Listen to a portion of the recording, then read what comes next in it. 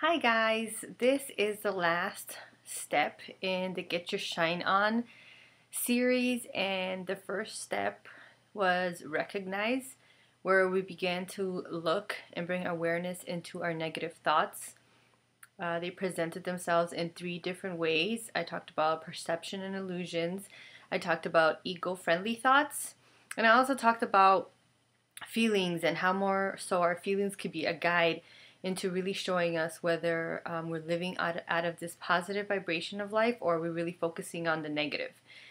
Then the second step was to really begin reframing this by forgiveness. So we only used one tool in the second step, and we began to forgive all the negative thoughts that have been in our lives, that have brought into our lives, that have been really creating this life that we currently have, and how to really move in from going from that energy of fear into more so the energy of love and what's possible in our lives and what things can begin to transform for us when we begin to forgive and let go of some of our perceptions, some of our illusions, some of our feelings that are not really helping create the life that we want. So the third and final step is reusing, and what that means is, what do we do? What does our life look like? This is really where we begin to live out our biggest dreams and really begin to claim the miracles in our own lives. So what does this look like for us? Some of us have lived with the negativity for so long. We probably don't know what it looks like when we don't have to feel burdened anymore, or we don't have to walk around being upset about something or proving something because we're upset and hurt about something. And I'd like to introduce this concept with a beautiful story that I read. And it's actually an interview that Oprah Winfrey had with Tyler Perry. And it's in the O Magazine December issue. So please go ahead, check it out online. December 2010 issue, where she focuses, the whole magazine is focused around miracles. And she's got this beautiful interview with Tyler Perry where he really explains about his past and how he healed from some of his childhood wounds. And he really actually speaks specifically about when he actually was able to make his first place successful in Atlanta, and how what got him to that place was a conversation that he had with his father. And you know, his father was on this level of form, on this level here on earth. Some of the pain that he had experienced was through his relationship with his father.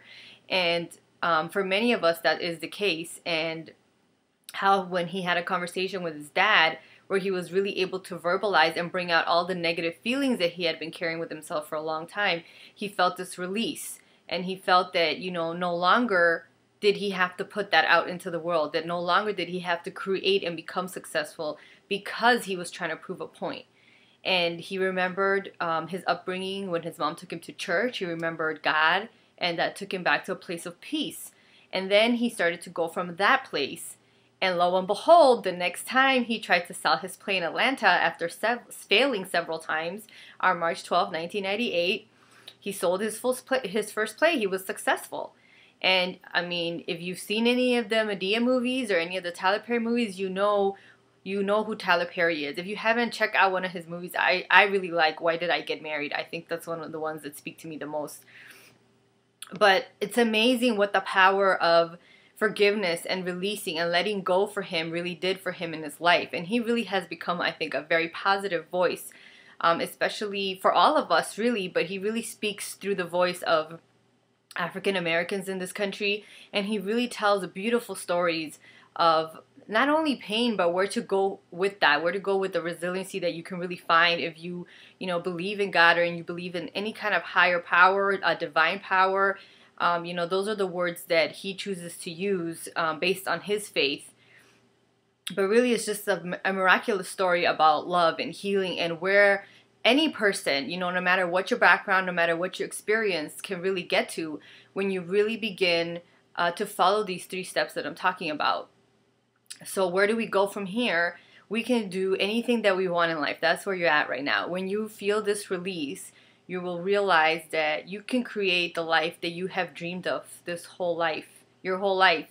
and you're definitely going to be aligned. And what that means is you're going to be coming from a place of love, a place of forgiveness. You're going to be really tapping into the universe's unlimited resources, which is, AKA God's will for your life.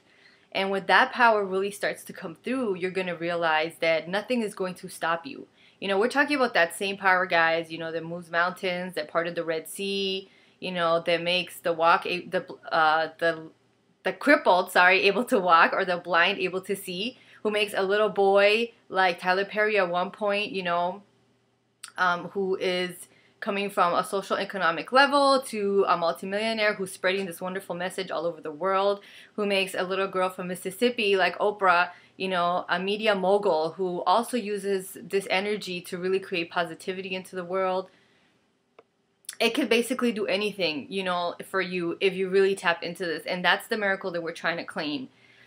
That I know for me, it's not about whether you are this little girl who was born in a third world country, and, sometimes you get confused between Spanish and English because you're bilingual and the English doesn't come out so good, and sometimes the Spanish doesn't come out so good. And how are you going to speak to people if, they're going to be like, how can you even do a lecture if you can't even get the language right? But, it gets mixed up sometimes in your head. And how are you going to get to those places you want to get to with all of these blocks? And it really allows us the forgiveness to really forgive ourselves for ever thinking that we are created to be limited, for ever thinking that we're not created to be worth, the greatest, most awesome gifts that that God and the universe has to give us. To really forgive ourselves for thinking that we're teeny tiny when we really come from this big, humongous, unlimiting, empty space that is out there that is just ready to give us all the abundance and all the miracles that we choose to claim. So how does this look? The third step really is about just living the first and second step every day of your life and every moment of your life. That's what it looks like. So, recognizing happens in every moment. You're not going to just recognize one day and then forget about the rest, because you'll go right back into the negativity. Forgiveness is not about just forgiving the one moment. It's really about getting into a state of forgiveness as many times as we need. As soon as we feel those negative thoughts come up for us, we know that we can claim this tool and really begin to claim the life that we want. So that is what this third step looks like. It's an everyday, every moment thing. It really becomes, the life that you choose. And it's really work. It's an everyday, daily commitment to yourself, and to yourself with a capital S, to God, to the universe, whatever you want to call it, whatever it is that works for you. But it's really working on this very central and holistic relationship that each of us are meant to have. We think that only some of us are meant to have it, and sometimes I get asked the question, like, oh, you do it, and other people just don't seem to be doing it. And I don't do it. It's not that it's mine more than it is anybody else's. It's everybody's equally the same. It's just the practicing. I always tell the clients that I work with, you got to practice it. Practice it every day. On the outside, it's going to look very different. Not everybody is going to be a lecturer. Not everybody is going to be a Tyler Perry. Not everybody's going to be a media mogul. Not everybody's going to be a doctor or a teacher. And you don't need to be. You just need to be you. That's what you need to bring to the table. And as you really begin to recognize your thoughts, you're going to negative thoughts. You're going to realize your negative thoughts look different than someone else's negative thoughts even. Because each of us just kind of manifests in a different way for us. But as we're able to manifest the different, crappy stuff, we'll also be able to manifest the different amazing and beautiful stuff that we want in our lives. Not everybody wants to sing, every time I hear a song in my head and I start singing it out loud, it just doesn't sound the same. It sounds really nice in my head, but then when it comes out of my mouth, I'm like, yeah, I'm not a singer. That's just not what I do. So for each of us, we really have to begin to recognize what it is that we bring to the table.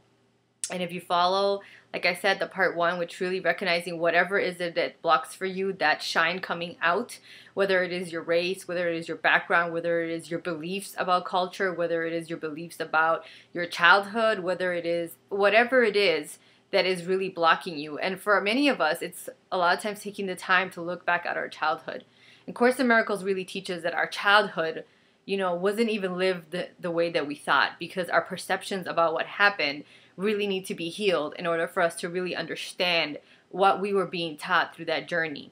Tyler Perry wouldn't have been who he was today, or he wouldn't have what he has to offer this world with his wonderful talents if he hadn't lived the life that he had lived.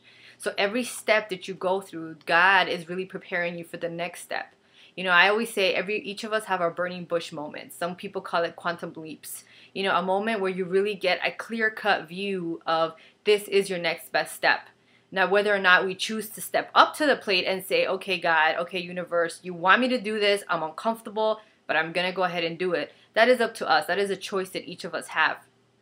So I say really look out for those burning bush moments. When you really work yourself into the step 3 of reusing with this new energy of, you know, love and forgiveness, it's a whole different vibration that you put out there. So you really open yourself up to any kind of possibility, and the unexpected really starts popping up. And that means change. And, you know, many of us, change is not comfortable.